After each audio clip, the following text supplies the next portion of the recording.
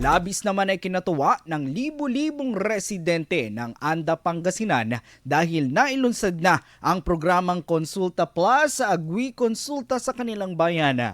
Pinangunahan ito mismo ni Governor Ramon V. Guico III. Nakatanggap ang mga residente ng libreng konsultasyon at check-up, libreng bitamina at mga gamot hatid ng PhilHealth Konsulta. Cash incentive naman ang hatid ng Guiconsulta para sa pamasahe at pangkain.